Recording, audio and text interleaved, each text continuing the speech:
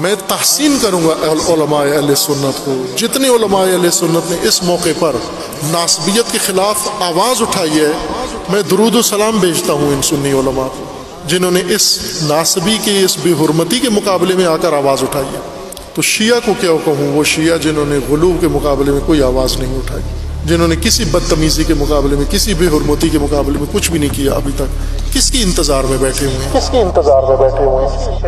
اگر وہ غیرت دکھا رہے ہیں، وہ اپنا فریضہ ادا کر رہے ہیں، تو غلو کو لگام دینے کے لیے اور ان غالیوں کو جواب دینے کے لیے علماء شیعہ کا فریضہ بنتا ہے کہ وہ آئیں اور اٹھ کر ان کو جواب دیں. ان کا تماشا دیکھ رہے ہیں، خاموشی سے نظارہ گر ہیں، کل کو پھر یہ اور بن جائیں گے، مظلوم بن جائیں گے. آج کچھ بھی نہیں کر رہے. جس طرح کوفہ میں امام حسین علیہ السلام اٹھے، کوفی دیکھتے رہ گئے، نظارہ کرتے رہے، بعد میں تائبین بن کے توبہ کر کے مر بھی گئے. کیا فائدہ ہوا جب وقت پہ امامت کو، ولایت کو جب ضرورت ہے تو نہیں بولتے ہو، وقت کے بعد پھر پچھتاوے کا کیا فائدہ ہوگا تمہیں اس وقت کے اوپر جواب دینا چاہیے. اور یہ اخلاقی طور پر شیعہ علماء اس بات کے جواب دہ ہیں کہ کیوں ان کی آنکھوں کے سامنے یہ سب کچھ ہو رہا ہے اور وہ انجام نہیں دے رہے.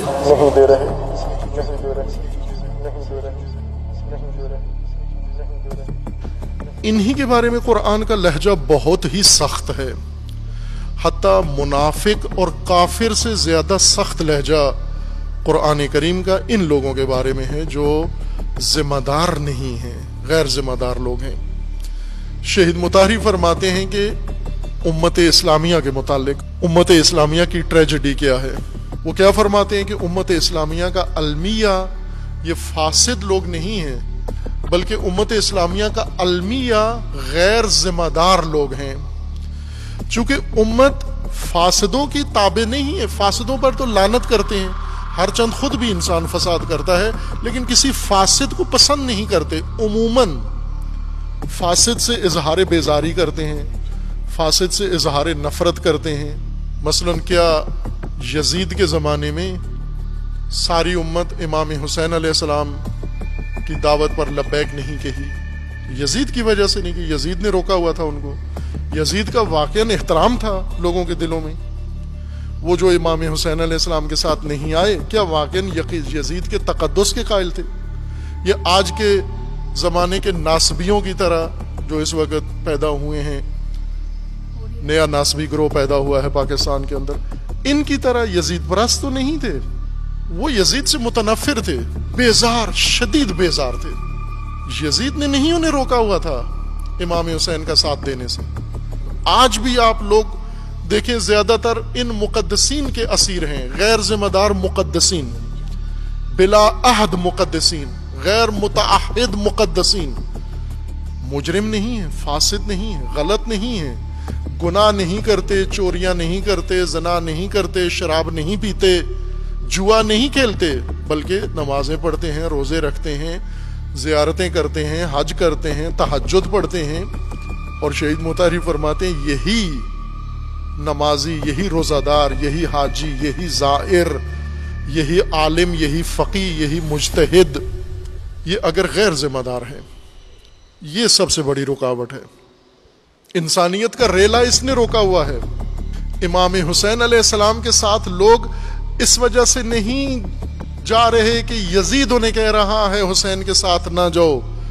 یزید پہ لعنت کرتے ہیں لوگ، لیکن حسین کا بھی ساتھ نہیں دینا. کیوں؟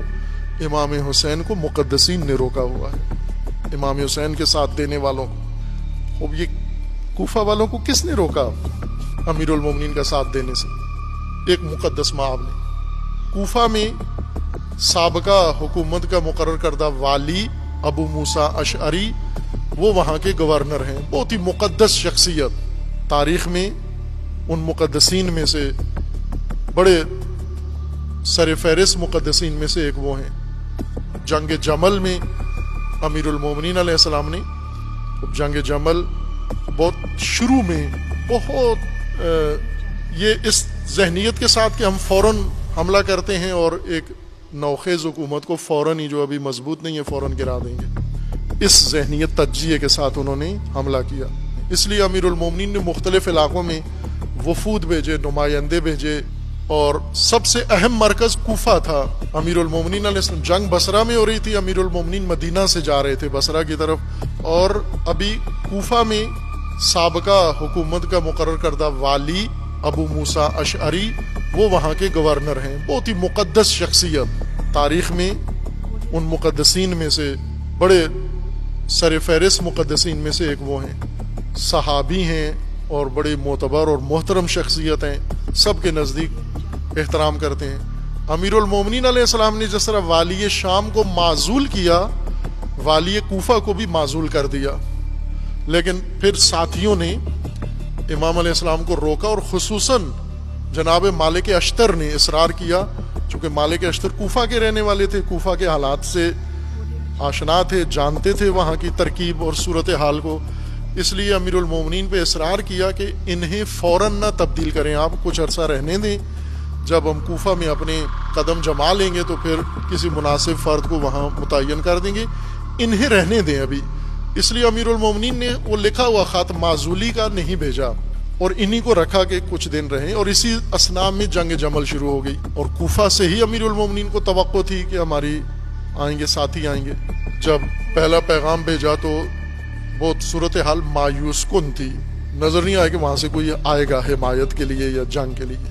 امیر المومنین نے ایک بھاری وفد بنایا، جس میں حضرت امام حسن مجتبیٰ علیہ الصلوۃ والسلام کو وفد کا سربراہ بنایا، اور ساتھ ہی عبداللہ ابن عباس جو بہت بڑی شخصیت اور امیر المومنین کے مشاور تھے، سیاسی مشاور، ان کو بھی ساتھ بھیجا۔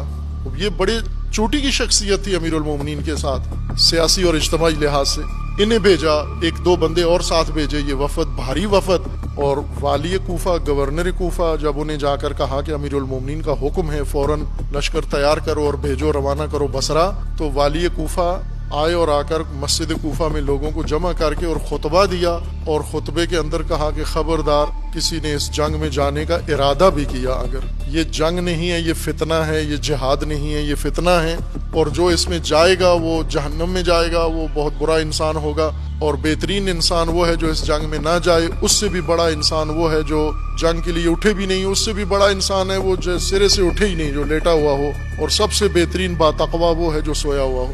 یہ خطبہ دے کے اتر گئے، اور امیر المومنین کے وفد نے پیغام بھیجا امیر المومنین کو کہ آپ کے نمائندہ ولی نے یہ کام کیا ہے۔ آج ولی فقی اور نمائندگان ولی فقی کا زمانہ ہے، اس وقت ولی معصوم اور نمائندگان ولی کا زمانہ تھا۔ امیر المومنین کا نمائندہ ہے، گورنر با اختیار، اور کہا کہ لشکر بھیجو، اور چڑھ کے تقریر کی اور کہا کہ خبردار کوئی یہاں سے کوفہ سے کوئی بھی نہیں جائے گا یہاں سے لڑنے کے لیے، نہیں گئے۔ بعد میں امام حسن علیہ السلام نے مسجد کوفہ میں لوگوں کے سامنے دوبارہ تقریر کی، اور عبداللہ ابن عباس نے پھر کوفیوں کو تیار کیا، اور وہاں سے بالآخر ایک امیر المومنین کا کہ بقول کے ایک جنید جند نہیں، جند مانگی تھی، جنید آیا، جنید چھوٹی سی ٹولی، ایک ضعیف لاغر سی ٹولی وہاں سے امیر المومنین کے لیے روانہ ہوئی۔ اب یہ کوفہ والوں کو کس نے روکا امیر المومنین کا ساتھ دینے سے؟ ایک مقدس مآب نے، کسی فاسد آدمی نے نہیں روکا، کسی مجرم نے نہیں روکا، بہت ہی پاکیزہ پرہیزگار مقدس ترین ہستی شخصیت، اس نے روکا کہ نہیں جانا تم۔ آج بھی امت اسلامیہ، ملت پاکستان کس بند کے پیچھے رکی ہوئی ہے؟ یہ رکی ہوئی قومیں اور رکے ہوئے پانی جس بند کے پیچھے رک جاتے ہیں وہ مجرمین نہیں ہوتے، وہ غیر ذمہ دار ہیں۔ شہید مطاری فرماتے ہیں یہ وہ لوگ ہیں جو خود کوئی ذمہ داری دوش پہ نہیں رکھتے اور غیر ذمہ دار ہیں، عہد نہیں ہے کوئی ان کا، اور اپنے بے عہد ہونے کے نتیجے میں دوسروں کو بھی بے عہدی اور بد عہدی میں مبتلا کر دیتے ہیں، اس لیے لوگ بھی کچھ نہیں کرتے۔ امام خمینی نے آ کر جو اصل نبض پکڑی قوم کی، ملت کی، وہ کیا چیز تھی؟ کس چیز کی خلا کو امام نے پورا کیا؟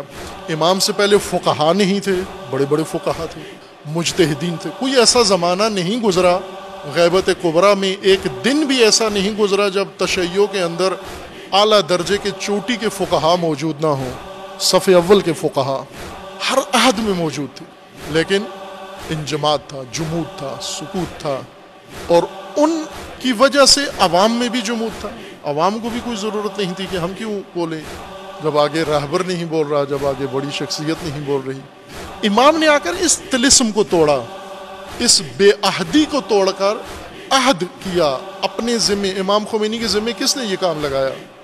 کسی حکومت نے انہیں کہا، ملک کے اندر سے، ملک کے باہر سے کسی ایجنسی نے انہیں کہا؟ دین نے، اللہ نے، قرآن نے فرمایا یہ عہد ہے تمہارا اور اس عہد کو تم نے وفا کرنا ہے۔ قوم کے اندر جمود کس کی وجہ سے ہے؟ وہ تو گلیشیئر نے، یہ سردی نے نہیں لوگوں کو منجمد کیا ہوا، اچھے لوگوں نے منجمد کیا ہوا ہے، نیک لوگوں نے، انہوں نے منجمد کیا۔ چونکہ ان کے اندر کوئی احساس عہد نہیں ہے، امت بھی ساری خاموش ہے۔ امام نے آ کر یہ انجماد توڑا، یہ جمود توڑا۔ کیوں توڑا؟ امام کو کس نے اکسایا؟ امام کو کس نے متحرک کیا؟ عہد نے۔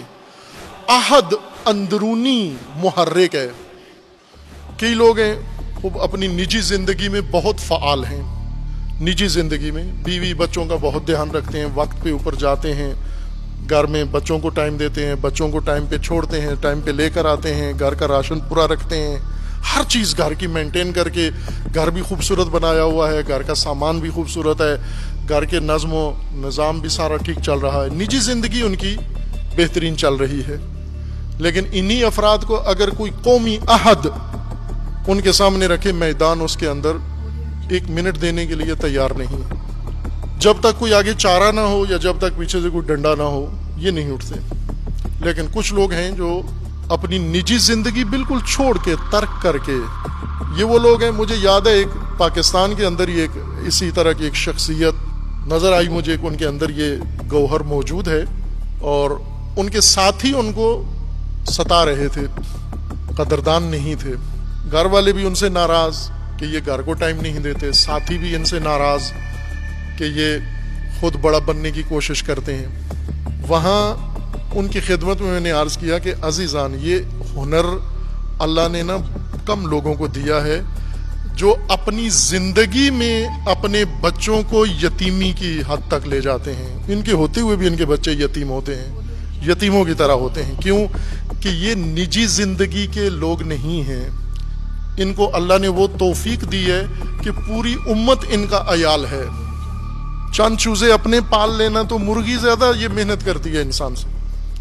ایک مومن نے یہ کہا کہ آخری جب بیٹے کی یا بیٹی کی شادی ہوئی تو کہنے لگے جی الحمدللہ سرخرو ہو گئے ہم نے کہا کیا ہو گیا کہ سرخرو ہو گئے؟ کہا کہ 5 7 8 بچے تھے، باری باری سب پڑھ بھی گئے ہیں، نوکریاں بھی ہو گئی ہیں، شادیاں بھی ہو گئی، یہ آخری تھا جس کی شادی ہو گئی ہے اور اب ہم سرخرو ہو گئے ہیں۔ تو میں نے کہا یہ بچے پیدا کرنا، پالنا، بیاہ دینا سرخروئی کہلاتا ہے؟ کہتے ہیں ہاں یہی ہے، اور کیا ہے؟ تو میں نے کہا یہ تو مرغی کئی دفعہ سرخرو ہوتی ہے اور ہر دفعہ 30 32 چوزے نکالتی ہے، پھر ان کو چگاتی ہے، پھر انہیں پالتی ہے، پھر انہیں کسائی تک پہنچاتی ہے، پھر اس کے بعد سرخرو ہو جاتی ہے، پھر دوبارہ نئے سرے سے خاندان بناتی ہے۔ اور مرغی تو کئی دفعہ سرخرو ہے، آپ سے زیادہ کامیاب ہے۔ بلے شاہ کے بقول کے بولیا وہ راتوں کو جاگنا اگر بڑی فضیلت ہے تو کتے ساری رات جاگتے ہیں، بس وہ تو پھر تجھ سے لے گئے بازی۔ اگر رات جاگنا ہی بڑا کمال ہے تو کتا ساری رات جاگتا ہے۔ انسانی مقام تعہد سے بنتا ہے، عہد سے بنتا ہے، اور تقوی کا رکن رکین، دین کا رکن رکین انسان کے لیے اللہ نے عہد رکھا ہے، نبیوں سے عہد لیا ہے، امتوں سے عہد لیا ہے، اور وہی اللہ کے بارگاہ میں مفلحون ہیں جنہوں نے عہد نبھایا ہے، پورا کیا ہے۔